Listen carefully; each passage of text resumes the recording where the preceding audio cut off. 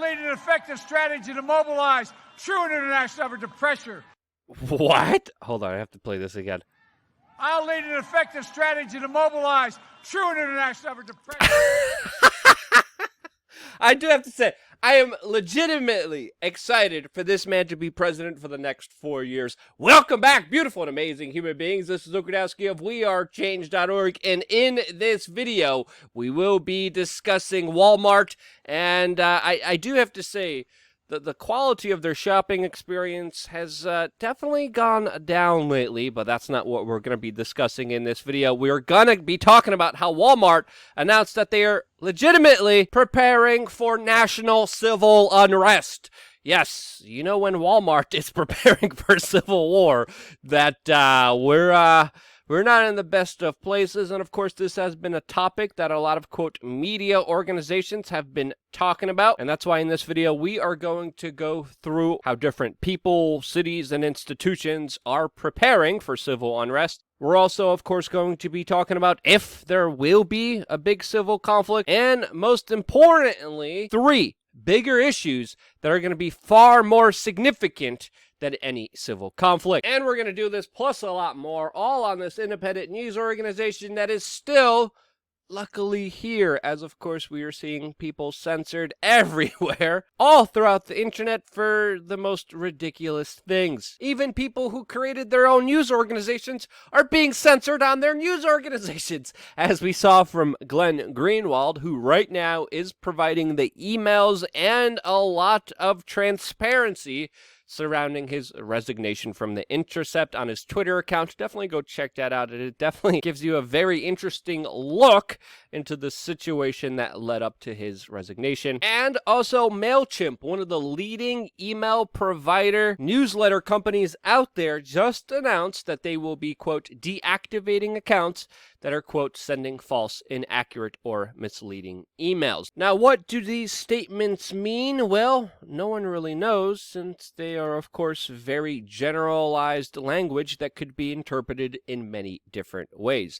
It is important to note here that many people have had their MailChimp accounts censored previously before for what looked like political reasons, and this is a company that, by the way, we also use. Now, email lists are an amazing way to be able to reach out to your audience, to the people who want to follow you directly without any kind of middle person standing in the way. You're able to actually collect all the emails you receive on MailChimp for your own personal safekeeping, and this is why we've been seeing it as a really important alternative and a great way to communicate with you guys one-on-one. We still recommend you sign up to the email list. We definitely will back up all of our contacts like we always do. And if there's an alternative you would suggest to us, let us know which ones you like the most in the comment section below. Also, it just snowed up here in New Hampshire, so I will be testing my new flamethrower out.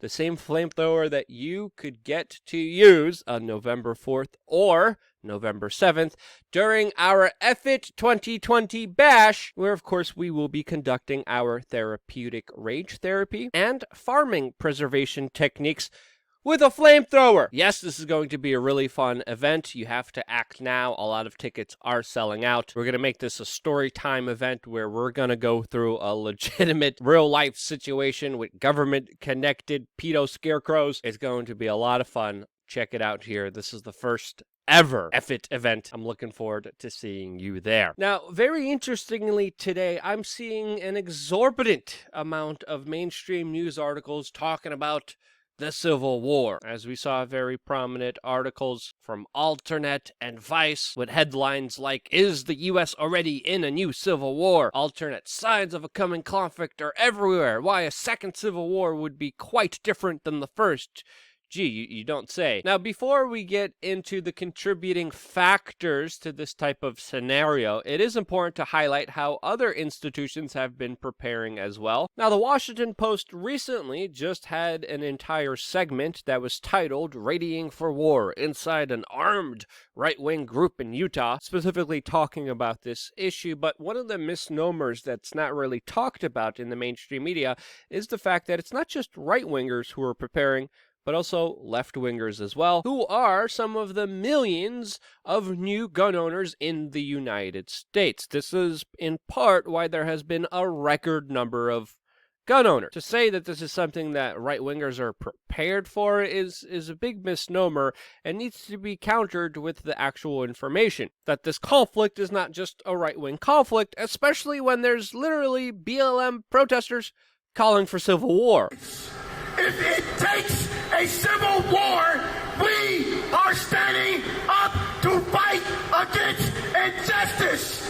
What are we out here for?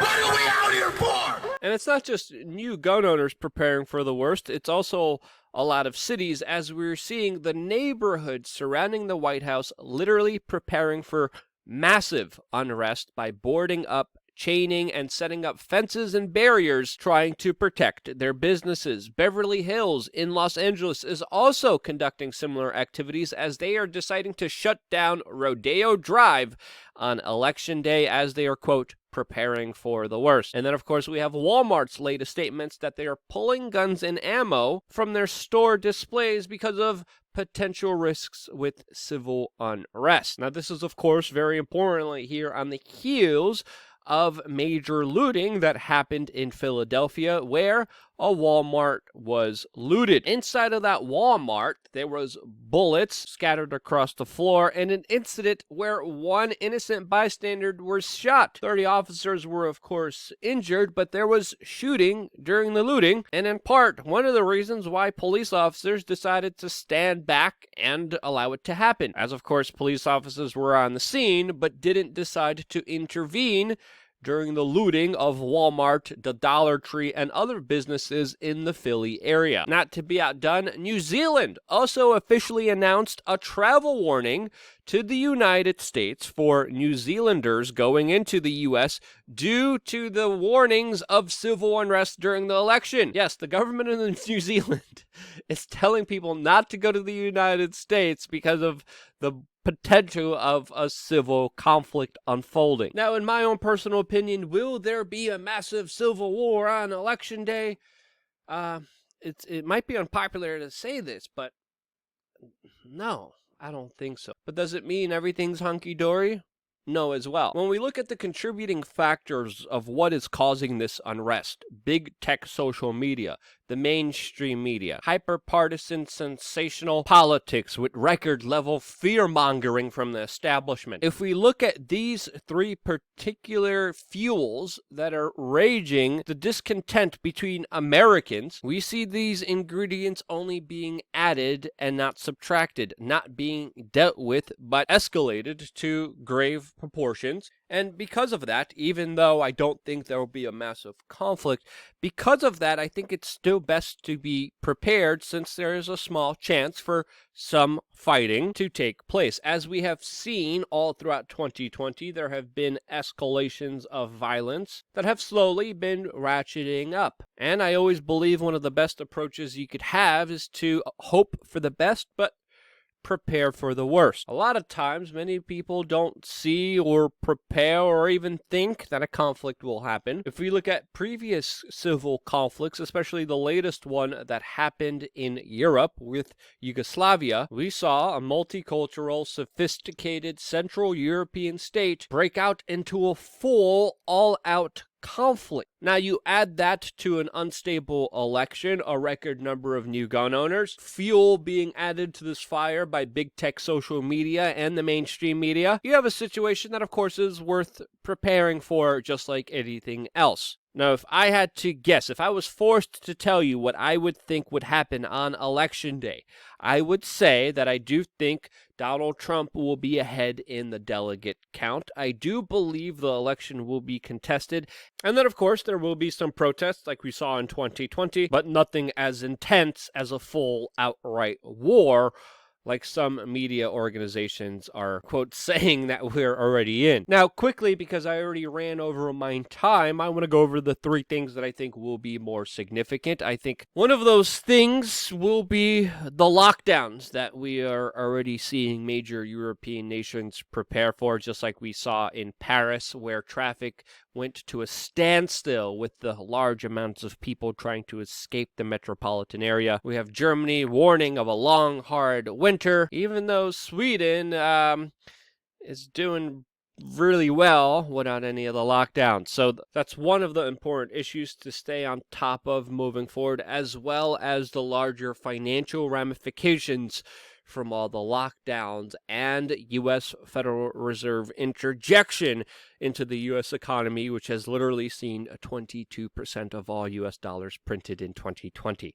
That's the second issue that we need to pay attention to. And a third one is the very turbulent situation unfolding right now in France, where literally French citizens are being beheaded as tensions between them and the Islamic community are becoming very significant and something to look at and pay attention to as well. Those are the 3 issues that I think are going to be very important to look at. Do you think I missed any other important ones? If you think I did, let me know down in the comment section below. I always appreciate your comments, your feedback, because if it wasn't for you watching, sharing, interacting, and getting this video out to your friends and family members, I wouldn't be here.